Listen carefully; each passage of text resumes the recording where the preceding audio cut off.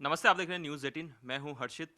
मेरे साथ है मेरे सहयोगी उत्कर्ष मिश्रा और आज हमारे साथ है खास मेहमान अंकित अवस्थी। अंकित जी, स्ट्रेट ऑफ हॉर्मुज़ दुनिया के लिए एक चिंता का विषय बन चुका है। कहते हैं ना, इकोनॉमी को लगभग बहुत ही पीछे ले जा चुका है। स्ट्रेट ऑफ हॉर्मुज़ दुनिया की चिंता है। ट्रंप आए दिन कभी बयान देते हैं कि हमने जीत लिया है ईरान को, कभी कहते हैं नहीं, जिसको अपना तेल लेना है खुद जाए। तो आए दिन वो मतलब कहते हैं ना, बयानवीर बन रहे हैं, कभी पीछे जा रहे हैं, कभी आगे जा रहे हैं, कुछ समझ नहीं पा रहे हैं। आज 1 घंटे पहले वो क्या ट्वीट करेंगे, 1 घंटे बाद क्या ट्वीट करेंगे, कुछ दुनिया समझ ही नहीं पा रही है। ट्रंप के बयानों को समझना, हमने एक थ्योरी अभी इन दिनों काफ़ी ज़्यादा रिजेंबल की थी, उसको मैडमैन थ्योरी नाम दिया था और उसके ऊपर हमने खुद ने एक बहुत बड़ा डिटेल जानकारी सेशन किया था कि पगला गए हैं ट्रंप। असल मायने में क्या है कि अमेरिका के वर्तमान राष्ट्रपति, इनके एक पूर्व राष्ट्रपति हुए हैं रिचर्ड निक्सन, कुछ वैसा बिहेव कर रहे हैं। एक तरफ लोगों को डराओ और दूसरी तरफ लोगों से प्यार से बतियाओ। तो डराना और प्यार से बतियाना, ये दोनों की जो तकनीक इन्होंने सिंगल व्यक्तित्व में डाल ली है, वो वर्तमान के ट्रंप हैं। अब रिलेट करें इनको रिचर्ड निक्सन से, तो आप पाएंगे कि बिल्कुल वैसे ही वियतनाम वॉर में रिचर्ड निक्सन ने वियतनाम को परमाणु बम का धमकी दिया था कि मैं परमाणु बम गिरा दूंगा। लेकिन वियतनाम चूंकि इस बात को डिकोड कर गया था कि आप ऐसा कुछ नहीं करेंगे, तो वो इनके सामने खड़ा रहा और फाइनली अमेरिका को पीछे हटना पड़ा। ट्रंप ने भी ईरान में इतना ज़्यादा प्रेशर टैक्टिक अपना दिया है कि तुम्हारा खर्ग आइलैंड छीन ले जाएंगे, तुम्हारे पावर प्लांट उड़ा देंगे, तुम्हारे यहाँ पर इस्फहान से आकर के यूरेनियम उठाकर निकाल ले जाएंगे, तुम्हारे नेताओं को मार डालेंगे, तुमको सब तरह से संकट में डाल देंगे। लेकिन वहीं दूसरी तरफ पाकिस्तान को बोल करके कि सुनो यार, बात कर लो। पाकिस्तान को भेज रहे हैं वांग वी से मिलने चाइना, कि जाओ एक बार चाइना से कहो, क्या पता वो उसकी बात मान ले। रास्ता नहीं खुल रहा है, बहुत ज़्यादा दिक्कतें आ रही हैं। तो एक तरफ एक्सट्रीम प्रेशर देकर चल रहे हैं और दूसरी तरफ अपने जितने भी उनको पता है कि ये लोग वो हैं जिनकी बात शायद ईरान मान ले, उन सब से बातचीत की जा रही है। तो ट्रंप इस समय अपनी समझ का बेहतरीन उपयोग कर रहे हैं। चूंकि उनका पर्सनल कोई नुकसान नहीं हो रहा है, जो भी है यहां से आगे उनका फायदे में ही कन्वर्ट होना है। अगर हॉर्मुज बंद भी रहता है तो तेल की कीमतें बढ़ेंगी, तेल की कीमतें बढ़ती हैं तो अमेरिका तेल का एक्सपोर्टर है, तेल का पैसा कमाएंगे। युद्ध लंबा खिंचता है तो डिफेंस के नाम पर जितने भी वेस्ट एशिया के देश हैं, ये आकर के उनसे डिफेंस मांगेंगे। इक्विपमेंट बिकेंगे तो रक्षा के उपकरण इनके बिकेंगे, तो अमेरिका को तो ओवरऑल फायदा ही हो रहा है युद्ध से। बिगड़ रहे हैं हालात दुनिया के देश के, जिसकी वजह से ट्रंप ने आज कहा कि जिन्हें तेल चाहिए वो आके रास्ता खुलवा लें, हमें कोई लेना देना स्ट्रेट ऑफ हॉर्मुज से नहीं है।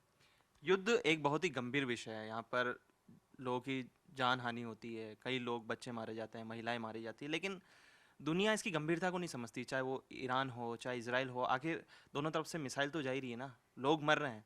उसके अलावा कि संकट भी आ रहा है, एलपीजी का भी आ रहा है। देखा होगा कि किस तरह से संकट भी आ जाता है दुनिया के अंदर, अलग अलग देशों के अंदर।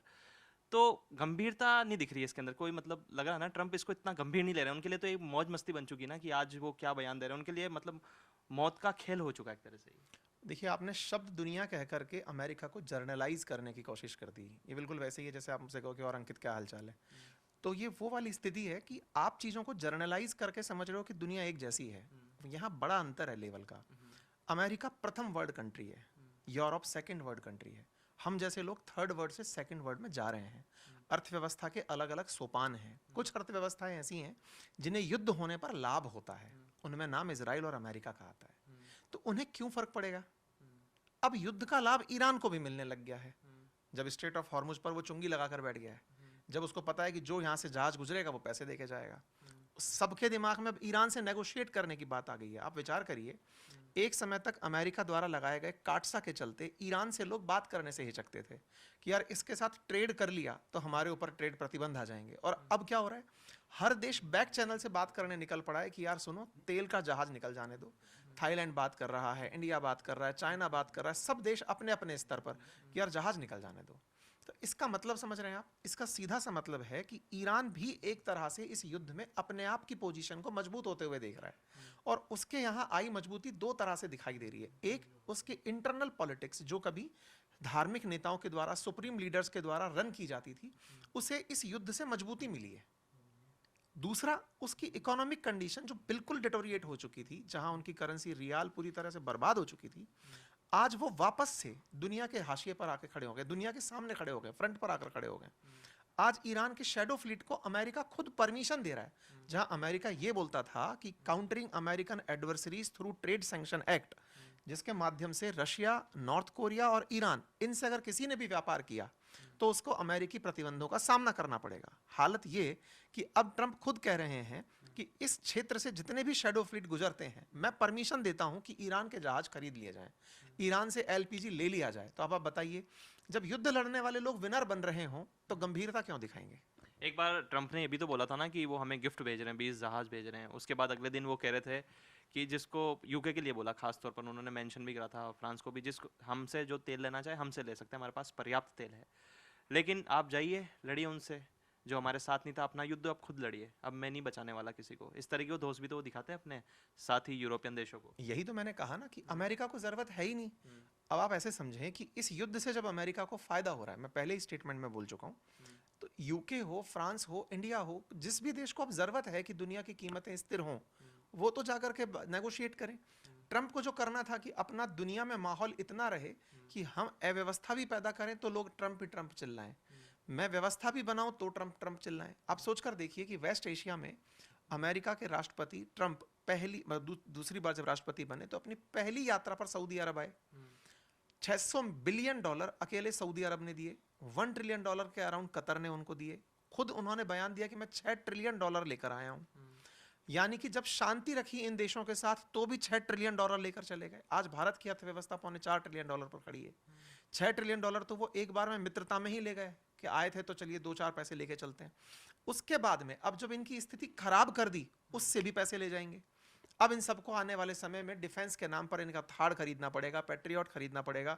इंफ्रास्ट्रक्चर के नाम पर जो कंपनियां यहां से भागने की बात करेंगी, उन्हें हाथ पकड़कर रोकना पड़ेगा। ईरान की ताजा धमकी है कि मैं मिडिल ईस्ट में और वेस्ट एशिया में जितने भी अमेरिकन कंपनीज हैं, चाहे एप्पल है, एचपी है, जिसकी भी फेसबुक है, इन सब के हेडक्वार्टर्स को निशाना बनाऊंगा। आप अगर गलती से भी खर्ग आइलैंड के बारे में सोचते हैं, पावर प्लांट के बारे में सोचते हैं, इस्फहान पर अटैक के बारे में कि मैं आकर के यूरेनियम ले जाऊंगा उसके बारे में सोचते हैं, तो मैं आपके जितने भी मुख्यालय उनको निशाना बनाऊंगा। आप समझिए, दुबई जैसा शहर, दुबई बनने के पीछे की कहानी जब आप तलाशेंगे तो पाएंगे कि उसमें बहुत बड़ा योगदान इन विदेशी कंपनियों का है कि इन्होंने आकर अपने मुख्यालय बनाए। बहुत सारे लोग वहां पर सेफ हेवन समझ के काम करने गए। जब ये कंपनियों का निशाना बनाया जाएगा, लोग भागने लगेंगे, पलायन करने लगेंगे। इस बात के लिए भी ये देश अमेरिका के सामने फिर गिड़गिड़ाएंगे कि साहब अपने लोगों को कहिए कि रुक जाएं, इन लोगों को सुरक्षा दे दो कि लोगों में विश्वास रहे कि ये यहां नौकरी करे। तो आप समझिए कि व्यवस्था बना करके भी कमाया और व्यवस्था बिगाड़ करके भी कमाया। ऐसा बहुत कम लोगों को लाभ मिला। नहीं तो आपने जैसे स्टार्टिंग में कहा कि ट्रंप पगला गए, हम आपने अपने यूट्यूब चैनल पे भी वीडियो डाली है। पॉइंट यही है कि ईरान यहाँ धमकी दे रहा है कि हम आपकी जितनी भी बड़ी कंपनियां हैं, माइक्रोसॉफ्ट है, गूगल है, सब पे अटैक करेंगे। आपने ये भी बताया कि ये पूरा कारोबारी, ट्रंप ने अपना जो कारोबारी जाल जो उन्होंने कहा था कि मेक अमेरिका ग्रेट अगेन, ये उसी रास्ते पे जा रहा है फिर क्लियर कट। देखिए क्या है ना कि अमेरिका ने अपने आप को इस तरह से मजबूत कर रखा है, जिस देश की करेंसी, जैसे मान लीजिए कि आज हमारा रुपया हमारे देश की करेंसी है, लेकिन उससे सामान आप अपने ही देश में खरीद पा रहे हैं। अमेरिका की करेंसी डॉलर है। दुनिया में 60% से अधिक व्यापार केवल डॉलर में होता है। अमेरिका ने अपनी स्थिति इतनी मजबूत कर ली है कि कल को अगर वर्ल्ड में कहीं पेमेंट का क्राइसिस होता है तो उसे बस डॉलर छाप के प्रोड्यूस करना है कि ये ले जाइए, डॉलर ले जाइए और मस्त रहिए। तो जिस देश ने मंदी को भी ताकत बना रखा हो, तो उसे समझिए कि ये कंपनियों का गिरना उठना मैटर ही नहीं करता। अल्टीमेटली वैल्यूएशन तो केवल एक नंबर मात्र रह गया ना। आपको पता है कि आज मैं दिखा रहा हूं कि एनवीडिया का स्टॉक $5 ट्रिलियन का है। क्या फर्क पड़ रहा है वो 4 का रहे, 10 का रहे? अमेरिका है ना, वो ट्रिलियन में तो बाद में तो डॉलर ही बोल रहे हो ना एंड में, तो डॉलर तो उसका अपना है ना, वैल्यू उसको डिसाइड करनी है। अब चूंकि दुनिया ग्लोबलाइज्ड है और ग्लोबलाइज्ड हुई दुनिया में मार्केट की डिमांड और सप्लाई पर वैल्यूएशन होती है, तो जब डिमांड भी वो कंट्रोल कर लिया युद्ध से, क्या किया उसने अल्टीमेटली?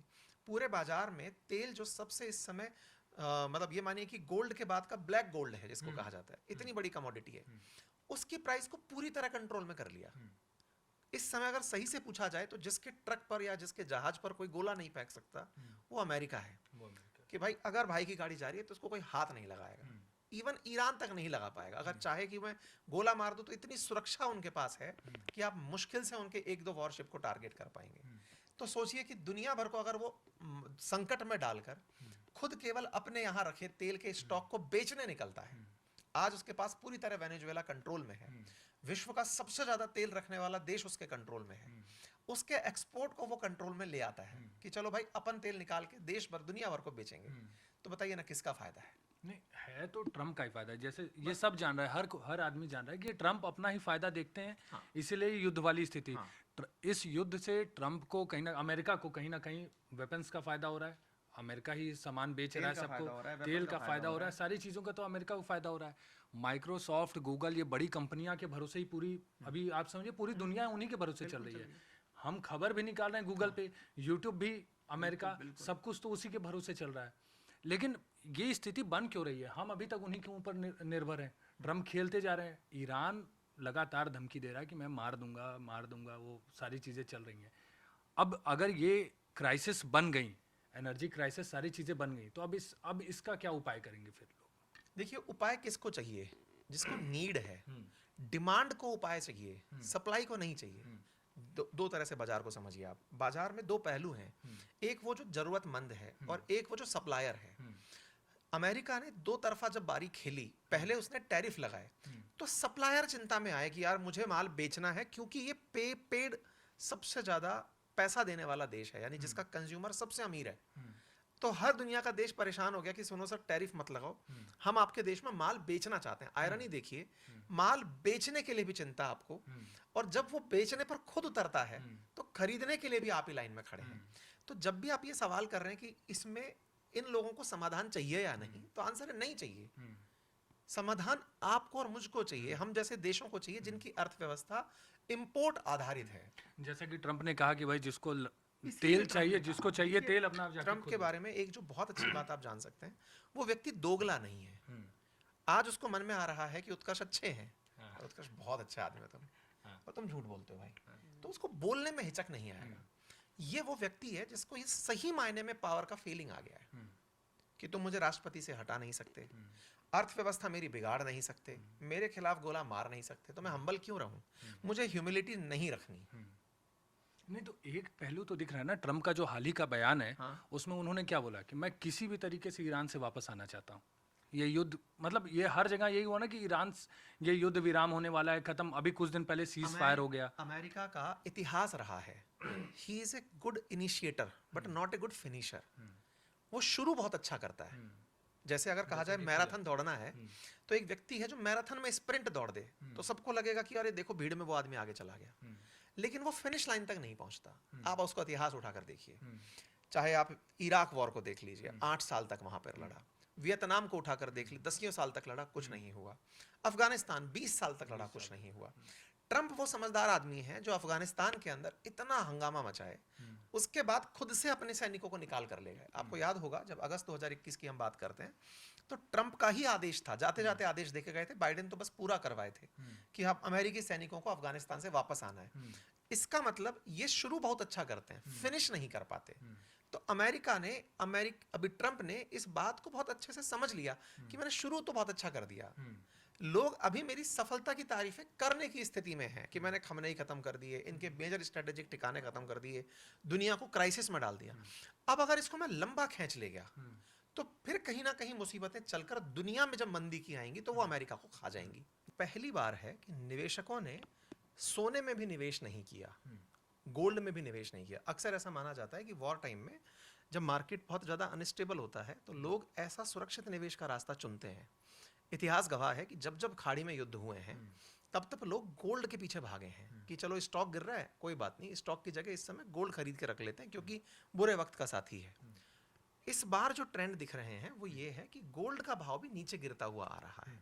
एक आध दिन की बात होती तो समझ में आता, लगभग 10 दिन से आप ये खबर सुन रहे हैं कि गोल्ड नीचे, गोल्ड नीचे, गोल्ड नीचे। इसका मतलब क्या है? तो गोल्ड नीचे तो आप और हमको ये समझ में आना चाहिए कि यार सस्ता मिल गया, 20,000 रुपये का, मतलब 10 ग्राम अगर 20,000 रुपये तक नीचे गिरा है तो चलो ले लेते हैं, खरीद लेते हैं। तो खरीदने क्यों नहीं जा रहे हो फिर? पैसा आदमी जो खरीदने पहले जा रहा था, जो 2.25 लाख रुपए तक तोला खरीद रहा था, वो अब 1.5 महीने क्यों नहीं खरीद रहा है? तो आंसर ये है कि उसके अंदर एक भय बैठ गया है कि पैसा की ज़्यादा ज़रूरत तो नहीं पड़ जाएगी, लिक्विड की ज़्यादा ज़रूरत तो नहीं पड़ जाएगी। तो जब आपके अंदर ये भय बैठने लगे, अच्छा आप और मेरे खरीदने से सोने का भाव नहीं बढ़ता है, विश्व की जब ग्लोबल बैंक्स खरीदती हैं कि भाई सस्ता माल मिल रहा है, चलो खरीद लेते हैं, बुरे वक्त में काम आएगा। सोचो कि उन्हें भी ज़रूरत इस समय ये लग रही है कि इस समय खरीदार जिससे हम, इस समय जो विक्रेता है जिससे हम तेल बेच खरीदते हैं, वो गोल्ड नहीं मांग रहा है, मुझसे डॉलर मांग रहा है। और डॉलर के हाल क्या हो रखे हैं? मजबूत होता जा रहा है। वॉर में डॉलर मजबूत होता जा रहा है, रुपए में खरीदना उसके लिए भारी होता जा रहा है, रुपया मतलब डॉलर के सामने पस्त पड़ा है। तो हो क्या रहा है कि आपको गोल्ड भी नहीं चाहिए, अब आपको चाहिए कि भैया सुनो डॉलर दे दो यार। तो ऐसे में निवेशक जब गोल्ड के पीछे भी ना भागे, तब सीधा सा अर्थ निकलता है कि लड़ने वाला देश, उसका तो करेंसी मजबूत हो रहा है, जिसको सुरक्षित समझा जाता था उससे मोह भंग हो रहा है। इसका मतलब विश्व में भय बैठ गया है, और जिसने युद्ध शुरू किया था वो पावरफुल हो गया।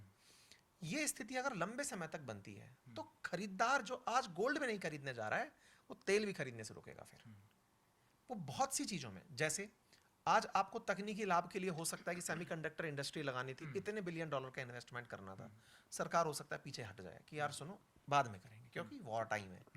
अभी प्राथमिकताएं बदल गई, जैसे कोरोना टाइम पर हुआ, बहुत सारे जरूरी प्रोजेक्ट्स को बैक बर्नर कर दिया गया कि नहीं, अभी बहुत सारे काम जरूरी हैं जिन्हें हम कर रहे हैं।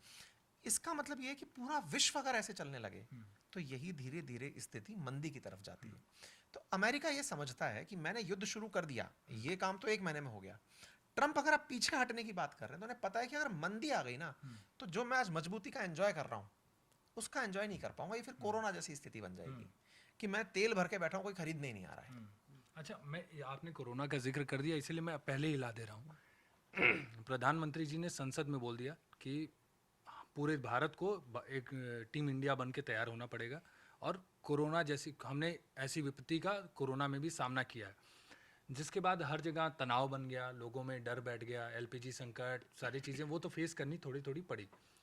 तो क्या सही में भारत में ऐसी स्थिति बन रही है कि तेल नहीं आने की वजह से कोरोना जैसी स्थिति, लोगों को लग रहा है कि जैसे कोरोना में प्रॉब्लम हो गई थी वैसी स्थिति होगी? तो इसको आप कैसे एनालाइज करते हैं? देखो, कोरोना में जो अर्थव्यवस्था के आधार पर आप भाषा में बात करें तो आप क्या पाएंगे कि कोरोना के अंदर व्हीकल चलने बंद हो गए थे।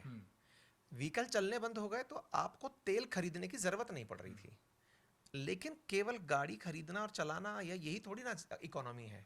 इकोनॉमी में कुल मिलाकर वित्त का मूवमेंट जरूरी है, धन का सर्कुलेशन जरूरी है, एक्सपोर्ट इंपोर्ट जरूरी है। जैसे मान लीजिए आपके घर के अंदर 10 सदस्य रहते हैं और आपके घर को 10 लाख रुपए दे दिए जाएं, 1-1 लाख रुपए सबको बांट दिए जाएं। अब आप कहते हैं कि साहब हम सबके पास 1-1 लाख रुपए हैं। अच्छा, बोले आज क्या कर रहे हैं? तो आज उत्कर्ष जी ने अपने 1 लाख रुपए अपने छोटे भाई को दिए। बोले वाह क्या गजब ट्रांजैक्शन किया है साहब। अब उनका छोटा भाई कहता है कि मैंने 1 लाख रुपए तुरंत उत्कर्ष जी को वापस लौटाए और छोटे भाई को आधा, मतलब 50,000 इनको लौटाए। पूरा घर जो है ना वो 10 लाख रुपए को इतना घाम घेर कर दिया कि 7 दिन के अंदर 1 करोड़ के ट्रांजैक्शन दिखने लग गए। क्या कहिएगा, अर्थव्यवस्था मजबूत हो गई?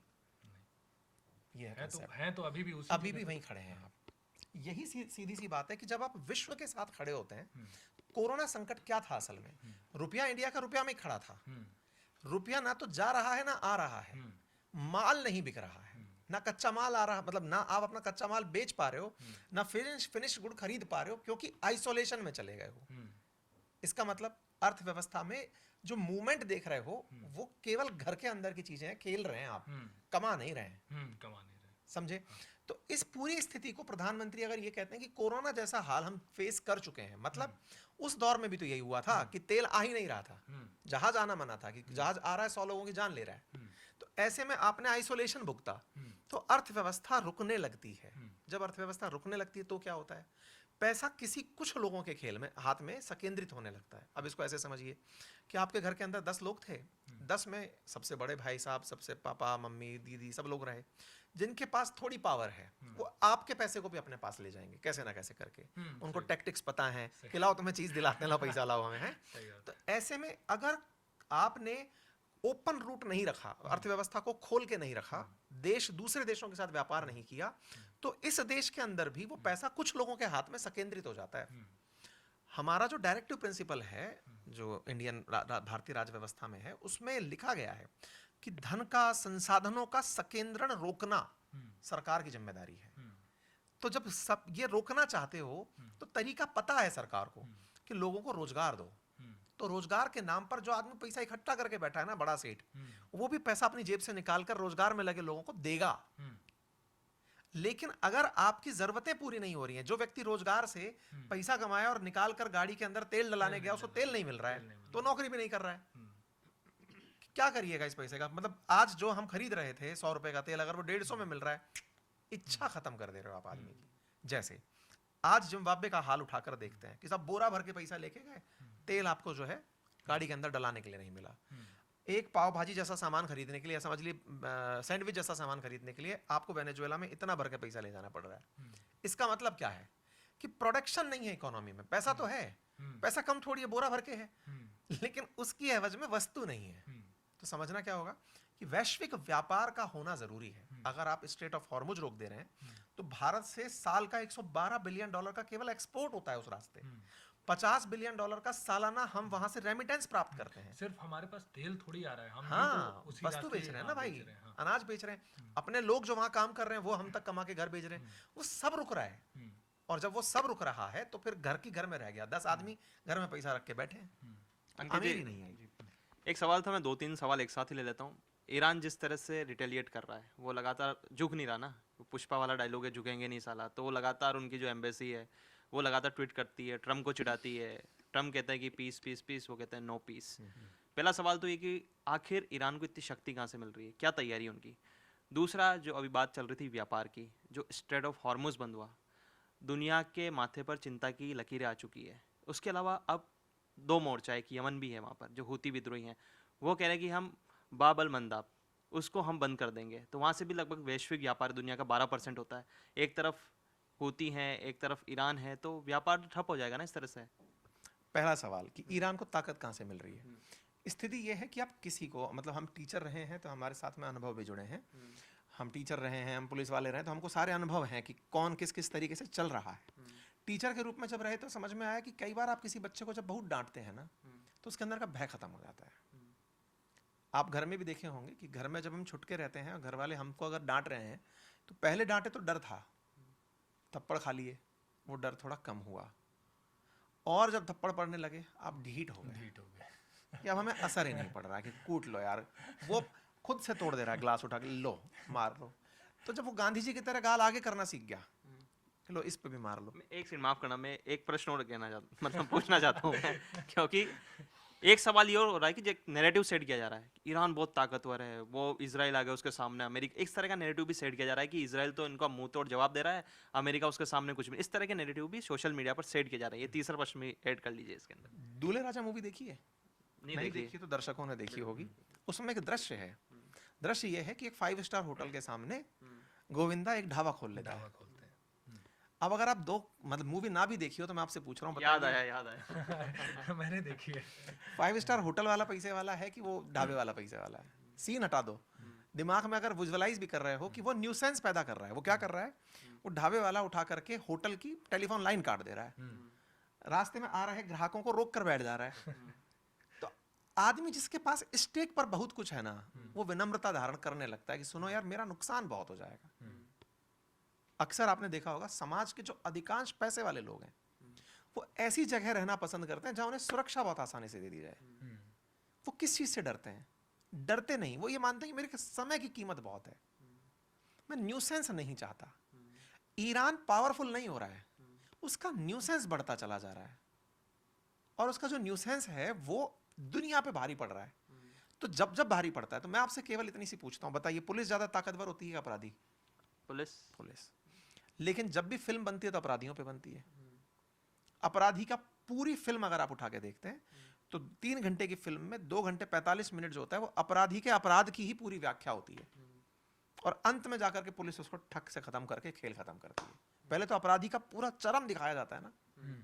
तो असल मायने में क्या है कि अपराधी के पास में अपराध की वो क्षमता है कि आपका वो नुकसान बड़ा कर सकता है, वो बड़ा नहीं है, वो नुकसान बड़ा करता है। जब नुकसान बड़ा करता है, आज आप बार करते हैं कि ईरान इस समय अपने आप को पावरफुल प्रेजेंट कर रहा है, नहीं, पावरफुल प्रेजेंट करता तो अपने सुप्रीम लीडर जिसके नाम पर ईरान पूरी दुनिया में खड़ा था उसको नहीं खोता, अपने इतने सारे बड़े लीडर्स को नहीं खोता, खो दिया, उनको नहीं बचा पाया। जब जब वो बोलता है कि हम ये करेंगे, उनको टप से मार दिया जाता है। आज सुर्खी में आप इस आदमी को देखे, कल पता चल रहा है वो है ही नहीं। अगर पावरफुल होते तो बचाते, उसको पावर कहते हैं। पावर इजराइल के पास है।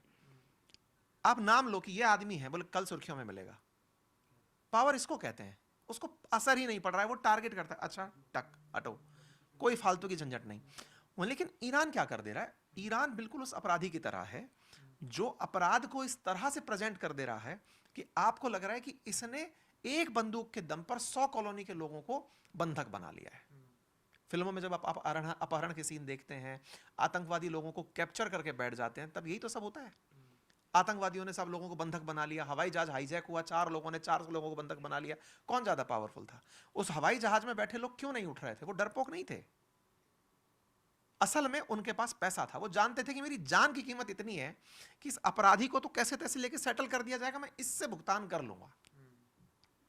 अभी धुरंधर फिल्म के अंदर वो जो सीन है, पहले वाले सीन में दिखाया गया कि आतंकी कहते हैं कि हिंदू कौम डरपोक होती है। भैया हिंदू कौम पैसे वाली होती है, और जो पैसे वाला होता है ना, वो हमेशा अपराधियों को पालने की गलती कर रहा होता है। भारत में हमेशा आक्रमण क्यों हुए? इतिहास को अगर आप खंगालेंगे तो आप पाएंगे कि ये जितने भी लोग थे जो अफगानिस्तान से आते थे, ईरान से आते थे, तुर्की से आते थे, मंगोल से आते थे, ये भुखमरे थे।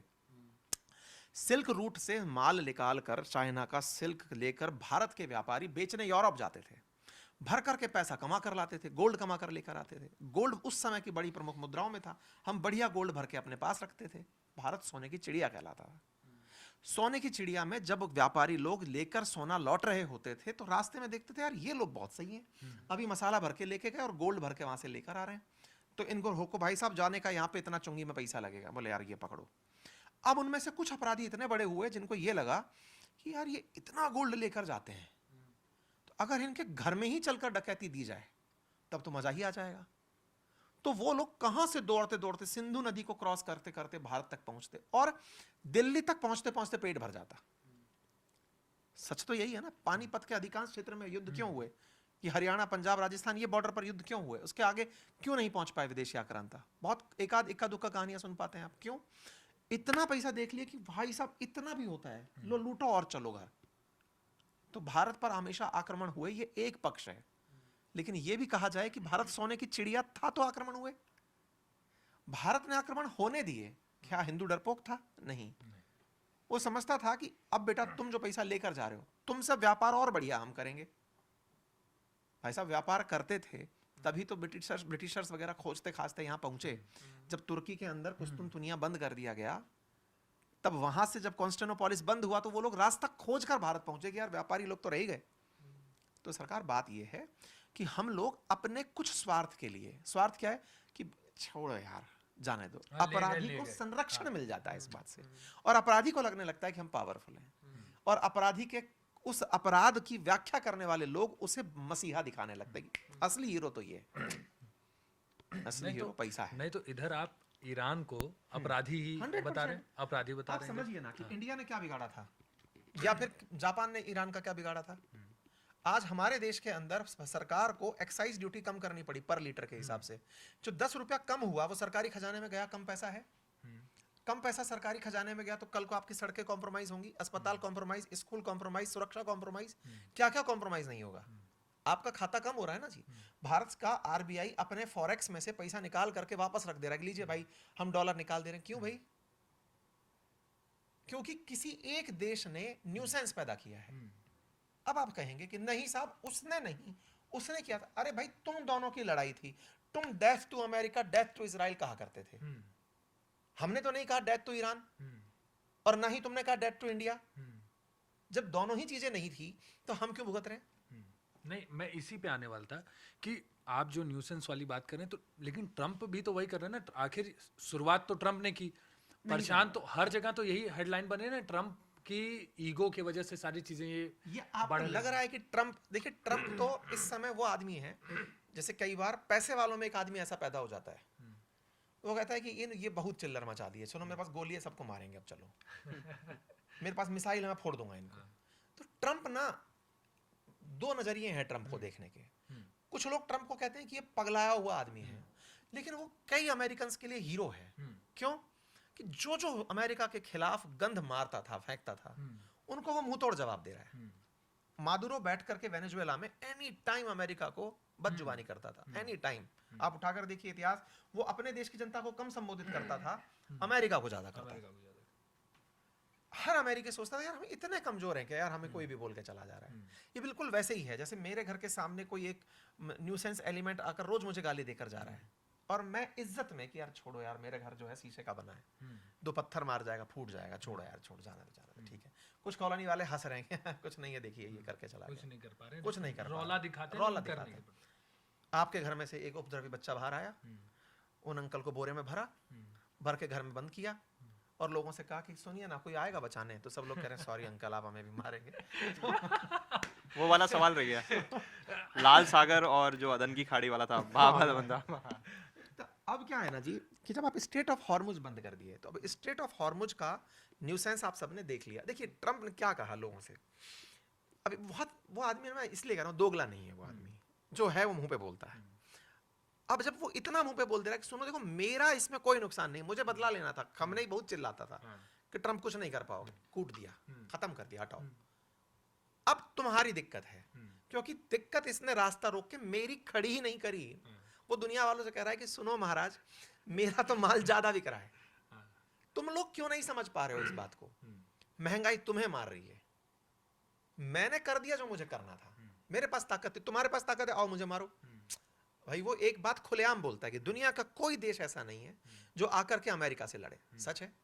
दुबक्कर रशिया बैठा है, दुबक्कर चाइना बैठा है, ये अगर ट्रम्प चाहे तो चुटकी भर में ये खेल खत्म है ना जी, खेल खत्म है, वो करके दिखा चुका है, समझिए। देखिए वो पहले जांचा इस चीज को, पहले वो जो अंकल बाहर गाली दे रहे थे ना, पहले ट्रम्प जाकर के उनको बाहर गली में कूट आया था। ये मजा आता है, ये कूटने के बाद कुछ बोलते नहीं है। वो किया जब टैरिफ खेला तो वो था क्या, टैरिफ असल मायने में उसने ये जांचने का प्रयास किया था कि कौन इतना तेज है जो कुल बुलाएगा। ना रूस कुल बुलाया, ना चाइना कुल बुलाया, सब शर्तें कबूले कर दी। तो जब सब शर्त मान गए तो अब बेटा आ जाओ तुम लोग, अब तुमको मैदान में लेके चलते हैं, वहां आएंगे। तो वो भैया इस समय कबड्डी खेलने के मूड में है। अब क्या कर रहा है ना कि जब ये पूरा खेल इन देशों के साथ खेला तो कहा कि देखो मुझे दिक्कत थी ईरान से, जब पहली बार JCPOA हुआ था, जॉइंट कॉम्प्रिहेंसिव प्लान, इनका एग्रीमेंट बना था ओबामा के टाइम पर, जब ईरान को न्यूक्लियर एनरिचमेंट की परमिशन दी गई थी, ट्रम्प उसी समय मुखालफत करते थे ओबामा का कि नहीं भाई ये गलत कर रहे हो, ईरान को मत दो।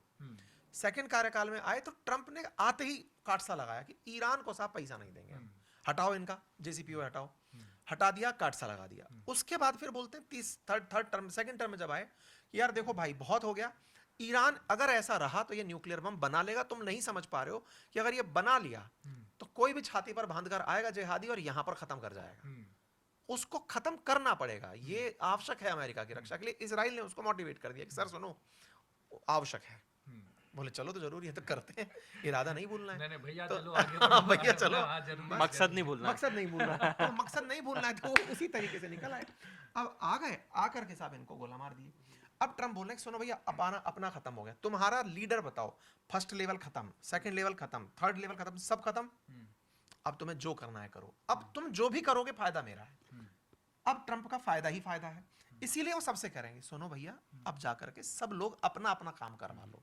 नहीं तो अगर अच्छा ये सारी चीजें तो एकदम क्लियर कट समझ में आ गई, लेकिन फिर नेटो देश ट्रम्प के अगेंस्ट में सारी चीजें, क्योंकि यही माना जाता है अगर आप नेटो के सदस्य में किसी भी देश के ऊपर अगर आप हमला करते हो तो पूरे नेटो पे हमला माना जाता है, लेकिन यहाँ नेटो ही पूरा विरोध में आके बैठा हुआ है, किसी ने मदद करने के लिए मना कर दिया। स्टार्टिंग में ट्रम्प नाराज भी बहुत हुए, अब भले आगे बोल रहे भाई आपने जैसे समझाया वो तो एक चीज तो क्लियर हो गई कि ट्रम्प ने बुद्धिमानी तो की है, ट्रम्प ने असली गेम ट्रम्प ने खेला। कोई नहीं है, देखिए ट्रम्प से बड़ा बिजनेसमैन इस समय, बिजनेसमैन जो राष्ट्रपति है वो ट्रम्प है, और वो प्रॉपर तरीके से व्यापार करते हैं, और उनसे बड़ा राष्ट्रप्रेमी कोई नहीं है इस धरती पे। जितने भी नेता जो कहें कि हम राष्ट्रभक्त, वो सबसे बड़ा राष्ट्रभक्त कि भैया सुनो हम अमेरिका को इतना चाहते हैं और तुम सबको फील करा रहे हैं कि हम कितने पावरफुल हैं। मैं कई बार बोलता हूं, करा भी नहीं पा रहे लेकिन खुद तो बहुत तगड़ा। नहीं एक सवाल मेरा ये था कि कुछ लोग ये भी कहते हैं कि ट्रम्प किसको मार रहा है, वेनेजुएला को, ईरान को, उसमें ताकत है तो किसी परमाणु संपन्न देश के ऊपर आक्रमण करके दिखाए, चाइना को मार के दिखाए, रशिया से लोहा लेके दिखाए, तब पता चलेगा ना। दूसरी बात ये कि ग्राउंड पे अभी तक वो आए नहीं, अभी ट्रूप्स भेज रहे हैं। देखी हूं मैं, बीच में ऐड करूंगा, कई फिल्मों के अंदर ना एक सार दिया जाता है, और वो सार ये होता है कि आदमी को मत मारो, इसकी इज्जत खत्म कर दो। जब आप ट्रम्प के ऊपर आकर के टिकते हैं कि साहब ट्रम्प ये सब कर रहे हैं कि लोग उनको इस तरह से पागल मानेंगे या फिर लोग उनके खिलाफ चले जाएंगे, नहीं भाई, नाटो कंट्री हो या अमेरिकन कंट्री, कोई भी मतलब कोई भी देश कहीं पर भी खड़ा हो, ट्रंप को समझने में पहले गलती की है, अब कोई गलती नहीं कर रहा है। और रही बात की परमाणु संपन्न देश पर गोला फेंकने की, तो भाई साहब रशिया के पर कतर दिए, आपको पता भी नहीं चला। जो रशिया कभी खड़ा रहता था क्यूबा के साथ, वेनेजुएला के साथ, सीरिया के साथ, ईरान के साथ, कहां है? मादुरो उठाए गए। मादुरो 1 महीने पहले रशिया के साथ टाई अप किए कि सर हमारे साथ कोई संकट होगा तो आप हमारे बचाने आइएगा, गए। लेकिन इस वक्त तो रशिया बोल रहा है ना कि भाई मैं ट्रम्प के ईरान के साथ हूँ। कैसे पुतिन साथ का हैं? ये भैया तुम संघर्ष करो, हम तुम्हारे साथ हैं, नेताजी वाले बात है। सीरिया के बशर अल असद रातों रात भाग करके रशिया में शरण लिए। अल शरा, जिसकी तस्वीर आज वायरल हो रही है, जिसके ऊपर अमेरिका इनाम रखा था, अमेरिका ही चाहा तो अल शरा बैठा और अमेरिका ने ही उसको मोस्ट वांटेड से आज राष्ट्रपति बनवा के बिठा दिया सीरिया के अंदर। उठाइए क्यूबा के हाल, जिस क्यूबा ने कभी मिसाइल ने अमेरिका के ऊपर इस तरह तान के खड़ी कर दी थी कि कल बम चलाएंगे तुम खत्म हो जाओगे, आज वो क्यूबा 3 महीने से पानी के संकट, तेल के संकट के लिए जूझ रहा है। हालत खराब है, कचरा मंडल बन रखा है पूरा। ऐसे में कोई देश खबर तक नहीं ले रहा है। क्या कहिएगा? आप कह रहे हैं परमाणु, उसका आभा मंडल खत्म कर दिया भाई। किसका खत्म कर दिया है? Power, nuclear power. जो ये कहा करता था कि कोल्ड वॉर के बाद में जो सबसे बड़ी पावर बची है वो रशिया है। कौन पावर निकल कर रहा है? नहीं, वो कहने का मतलब सोशल मीडिया पर जिस तरह से लोग कहते हैं कि वो शी जिनपिंग की एक कॉलर तो पकड़ के दिखाया, अगर ट्रंप में इतना दम हो तो कहते हैं ना लोग, ये वो मुर्गा लड़ा लोग वालों की हाँ बातें हैं। हाँ कि पुतिन को पकड़ के दिखाया ये करके दिखाए, फिर तो वो करके दिखाए, वो वाली बात है। अदरवाइज ना उसने जो करना था वो बहुत बढ़िया से कर दिया है। अब शी जिनपिंग को दिखाना, 4 साल के कार्यकाल में दुनिया को 1.5 साल में उसने इतना आनंद दिला दिया है कि अब आदमी यज्ञ कर रहा है कि भैया हटो तुम यार, परेशान हो गए हम। और कितना दिखाएगा वो? चले सर, आपसे एक आखिरी सवाल है कि युद्ध कब खत्म हो जाएगा, कब शांति मिल जाएगी? यार ये बहुत गंभीर सवाल अब बनता चला जा रहा है। ट्रंप का जिस तरह का व्यक्तित्व है, उनको अभी बहुत कुछ करना है इस जीवन में। ईरान पर बहुत ज्यादा फोकस नहीं करेंगे, हो गया उनका। वो ऑफिशियली बम गोला चाहे जिंदगी भर चलाते रहेंगे। अब ऑफिशियल ये अनाउंसमेंट कर देंगे, सुनो 2 महीने बाद, अब 2 हफ्ते बाद मेरा फोकस नहीं है ईरान, अब मेरे फोकस में दुनिया के कुछ और देश हैं। और वो हिंट भी दे चुके हैं, क्यूबा इज नेक्स्ट। वो फोकस अपना शिफ्ट कर लेंगे, गोले चलते रहेंगे। जैसे इराक में आज तक शांति नहीं हुई, सीरिया में आज भी जब चाहे गोला इजराइल मार दे रहा है, युद्ध के नाम पर अफगानिस्तान में बम धमाके होते रहते हैं, पाकिस्तान चला ही दे रहा है। आपके स्पेक्ट्रम से जो अमेरिका का ध्यान है वो हटा दिया जाएगा। मतलब समझो, रिपोर्टर जो ईरान में ये कवरेज करने गए हैं कि हाँ देखो अमेरिका ये गोला चला रहा है, अब उनको कहा जाएगा चलो छोड़ो, अब अगले देश में चलते हैं। ये हालात है और कुछ नहीं। जैसे वेनेजुएला पूरी तरह से स्पेक्ट्रम से गायब हो गया ना, बिल्कुल वैसे। उत्कर्ष जी कोई अच्छा, सवाल? हाँ, मेरे 1-2 सवाल हैं, छोटे छोटे में ही लूंगा। एक सबसे बड़ा सोशल मीडिया पे सवाल हर जगह ये, एक तो एनर्जी क्राइसिस वाला माहौल बन चुका है, ठीक, सब लोग परेशान हैं, तेल मिल रहा है नहीं मिल रहा है, सरकार बोल रही है कि सारी चीज़ें हमारे पास अवेलेबल हैं, आप परेशान मत होइए। लेकिन स्ट्रेट ऑफ हॉर्मूज के बीच में एक शब्द आ रहा है इंटरनेट केबल वाला, और हर जगह ही खबर बन रही है कि इंटरनेट केबल काट देगा ईरान ने वो लैंड वाटर माइंस लगा के भी रखी हुई हैं। अगर इंटरनेट